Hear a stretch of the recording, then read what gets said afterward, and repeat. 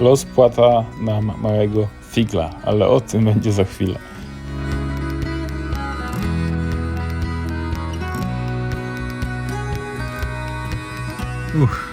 Ciężko mówić, ale mamy za 2 dni prom na drugą wyspę, na południową. I już przed przyjazdem wiedzieliśmy, że nie ma po prostu biletu, wszystko jest wyprzedane. Nareszcie udało nam się ten bilet zdobyć, rezerwując samochód. No i teraz 2 dni przed wyjazdem po prostu sprawdziłem informacje, czy promy jeżdżą, jakie są problemy, i okazało się, że nasz prom jest zepsuty i przez 2 tygodnie go nie będzie, więc jesteśmy na etapie dzwonienia do firmy, w której kupiliśmy właśnie bilet, i do samej firmy promowej, żeby ogarnąć, co się dzieje. We are doing our best to move all affected passengers onto alternative sailings. If you are currently booked on Kaitaki, you will be notified as soon as possible. Our website www.interislander. Nie wiem, jak to się jeszcze skończy. Może być tak, że będziemy musieli zostać na wyspie długo. Może być tak, że nam to przebukują. Ale na razie wszystko sprowadza się do dzwonienia. We do apologize for the delay, but all our operators are busy at present. Please continue to hold to speak to... Więc siedzimy na parkingu i dzwonimy. Zaczął padać deszcz, bo to smutna sytuacja. Is the number that you're using right now is the best contact number? Yes, that's the New Zealand number we're using at the moment. That's right. Okay, so how should I call you? Could be Matt, just Matt. That's all right. Matt. Okay, Matt. I'll be placing this call so I get to complete all the details here. So kindly please stay on the line for me, okay?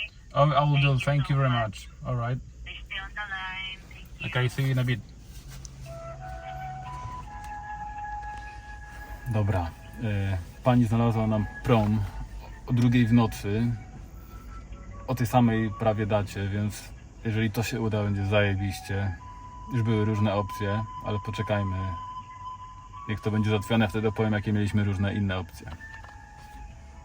Dobra, udało się. Dzięki szybkiemu działaniu i jakby wcześniej sprawdzeniu tego, co nas czeka, udało nam się to szybko przebukować. Podejrzewam się, że wiele ludzi, którym odwołano ten prom, nawet o tym nie wie. Nie wiem, czy wszyscy sobie zdają sprawę, jak poważna sprawa jest z tymi promami. Jeżeli przekroczyć wyspę chcecie, to musicie wziąć po prostu prom. I promy są wyprzedane mniej więcej na kilka tygodni do przodu i nie ma możliwości po prostu się nie wepchać, więc jeżeli ktoś sobie tutaj zabukuje auto, czy kupi i chce przejechać na drugą stronę, czasami musi kilka tygodni czekać, żeby dostać się na drugą. Więc nasza opcja, którą mieliśmy w zapasie, była taka, żeby oddać auto w Wellington, tam gdzie jest właśnie odprawa promowa, i przenieść te wszystkie toboły na rękach, przeprawić się promem, bo ludzi wpuszczą, ale auta nie wpuszczą, i po prostu tam wynająć drugie auto, pewnie z tej samej firmy, ale mieliśmy też opcję, żeby wrócić się do Auckland, tam wziąć samolot na drugą wyspę i tam znowu wynająć auto, ale na szczęście chyba tego nie trzeba będzie robić. To pani nas naprawdę elegancko obsłużyła. Pierwszy pan, do którego zadzwoniliśmy, nie miał w ogóle ochoty nam pomóc, ale pani potem z firmy Apex Cars Rentals zajebiście nam to ogarnęła i dzięki temu mamy prom, mamy go szybciej prawie o dobę niż mieliśmy na początku, więc nie zobaczymy już kilku miejsc tutaj, które chcieliśmy zobaczyć, ale za to się przeprawimy, więc siadamy teraz w auto i suniemy w kierunku promu. Może coś jeszcze po drodze zobaczymy, bo zostało nam sporo drogi, ale przeprawa się chyba uda. Zobaczymy. Nie wiem, czy słychać, jak mocno wieje i praktycznie rzuca autem. Przejeżdżamy przez góry, żeby wjechać mniej więcej na zachodnią stronę wyspy, w okolicy Wellington. Ciekawy przejazd, powiem wam, ze względu na te wieczne warunki. Rowerem to chyba nie wjechał. Zwiałoby mnie.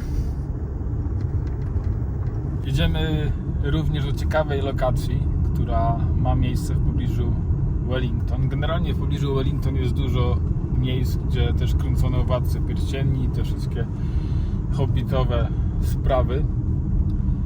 Jedziemy do miejscówki, gdzie była baza elfów, Rivendale.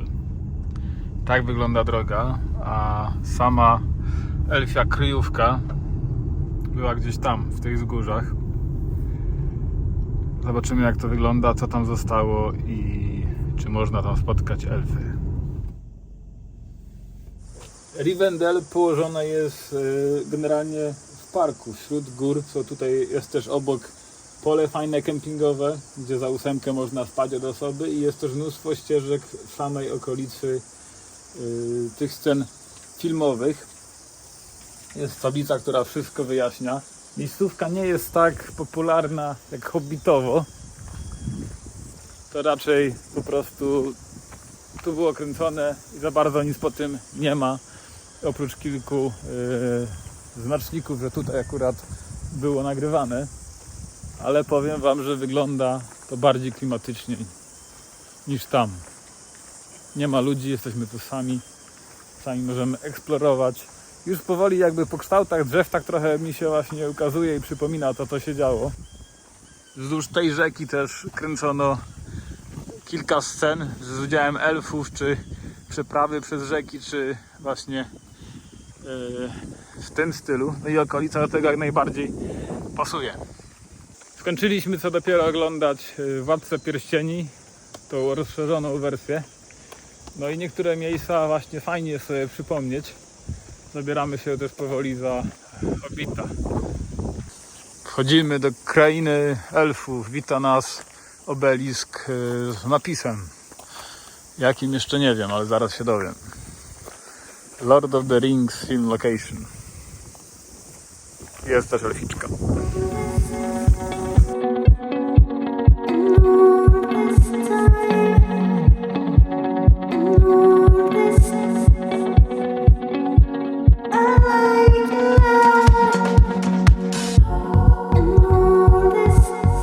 Kiedy oglądaliśmy sceny właśnie z Rivendell, dużo tam było komputerowych prac, te wszystkie wodospady, lśniące domki gdzieś tam w tle, no to było stawione widocznie, ciężko było to otworzyć, tak jak by sobie tego ktoś chciał, albo jakby sobie to ktoś wyobraził, naprawdę to mnóstwo pracy, ale w tych miejscówkach tutaj całość była kręcona, drzewa pewnie pojawiają się na filmie i cała aranżacja, pagórki, teren, a reszta to magia komputera i chwilowo po prostu wtedy też postawione artefakty tutaj na miejscu. Można zobaczyć na zdjęciu, jak to wyglądało.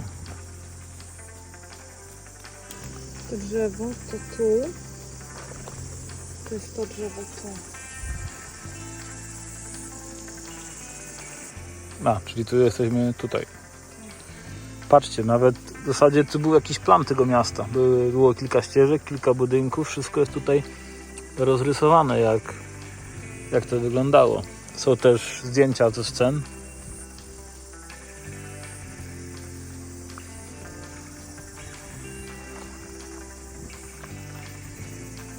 Elfia miejscówka, ale w zasadzie to las jak las.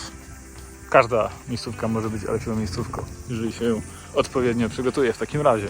A przy tym drzewie elf z Władcy Pierścieni pozował do zdjęć, które były wykonywane jako materiały reklamowe, czy też promocyjne,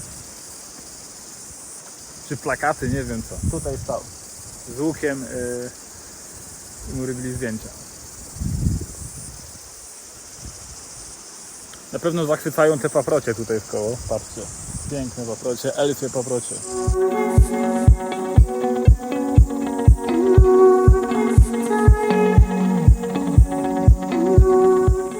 Jest kilka ławek, jest kilka punktów takich, gdzie właśnie kręcili te sceny. Wszystko jest zapisane na tablicach. W sumie cieszę się, że tu przyjechaliśmy. I obok jest rzeka. Jakby się ktoś dłużej pobawił, jakby wpadło to w jakieś ręce prywatne, ten teren, to na pewno sobie uczyniłby piękną elfią wyseczkę.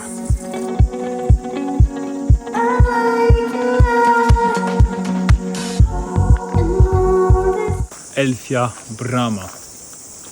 Chyba jedna z niewielu pozostałości takich większych z tego, co tu było. Właściwie to nie jest pozostałość, tylko po zakończeniu kręcenia filmów zostało to zbudowane na pamiątkę, że to było kręcone. I to jest taka połowa tej wielkości bramy, która tu oryginalnie była. Ogromny.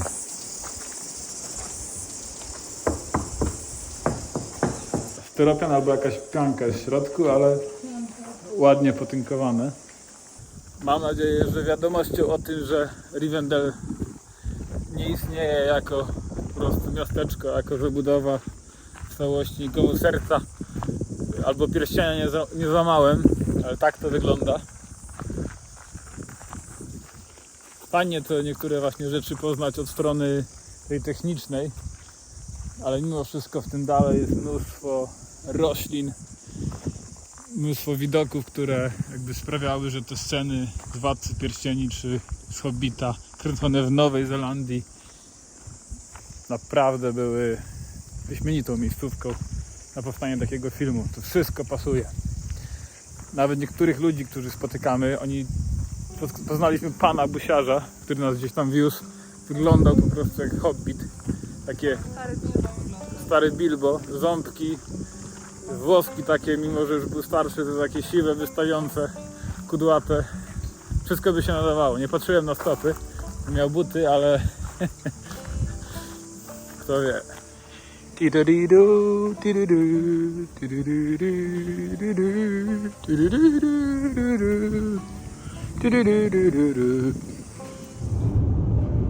Wjeżdżamy do Wellington, mamy promo drugiej w nocy.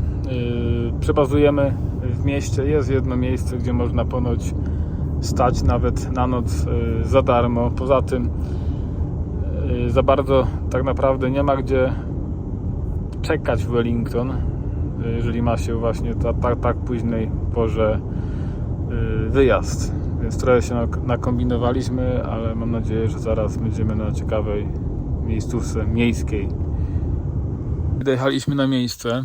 Po lewej jest duży teren do parkowania, takiego, żeby widać, chyba tam jakieś kampery stoją, takie rzeczy. Ale nie ma tam miejsca za bardzo, więc stanęliśmy tak trochę z boku, przychyliliśmy się do tego. Aut jest sporo, albo każdy czeka na prom, albo z niego przyjechał i chce po prostu przenocować. My musimy poczekać do 1 czy tam 12 w nocy i też tam pojedziemy. Jest 21:30, mamy 2,5 godziny snu, więc idziemy spać chyba, nie? Okej, przyjechaliśmy na promik. Jest 12:40 w nocy. Generalnie reguły są takie, że trzeba jechać za tymi, których widzisz, że są podobni. Samochody z samochodami, kamperwany za kamperwanami.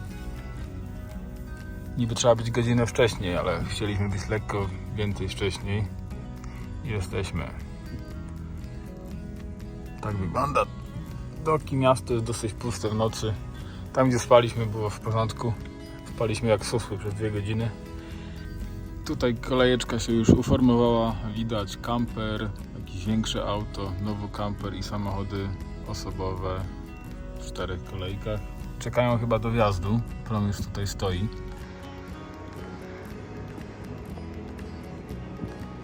Ważne info w kontekście tego, że często promy są anulowane i są wyprzedane.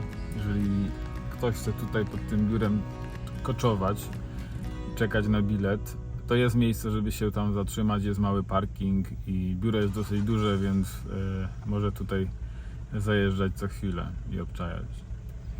To wszystko mówię na temat firmy Blue Bridge. Są 2 firmy promowe tutaj. Druga to jest Inter Islander.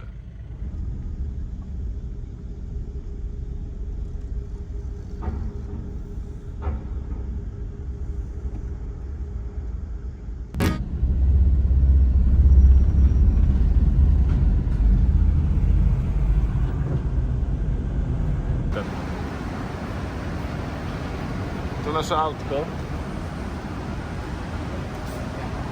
Tak wyglądają wszystkie autka, a my idziemy gdzieś się usadowić.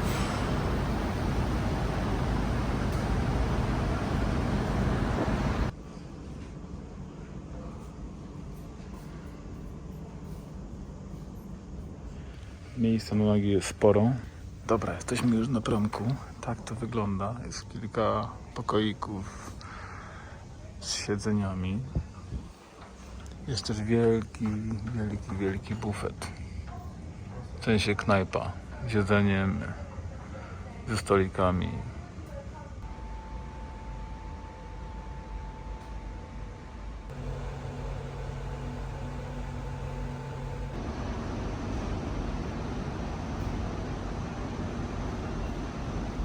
Okej, prawie dojechaliśmy. Na górze było dużo miejsca do siedzenia. Niektórzy ludzie zajmowali 3 siedzenia i po prostu na nich spali. Niektórzy leżeli na podłodze i spali. Myśmy sobie nie wzięli śpiworów i nic takiego, ale następnym razem polecam to wziąć i jakąś matę, złożyć się na podłodze i spędzić to po prostu drzemiąc.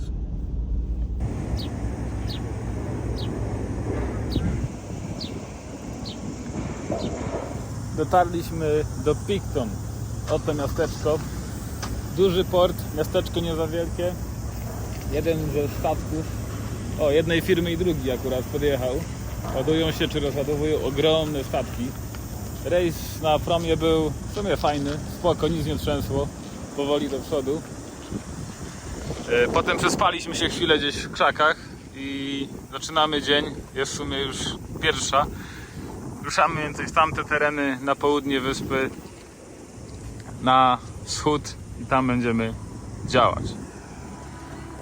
Tak oto pożegnaliśmy się z północną wyspą i zaczęliśmy przygodę na wyspie południowej, gdzie królują góry oraz lodowce.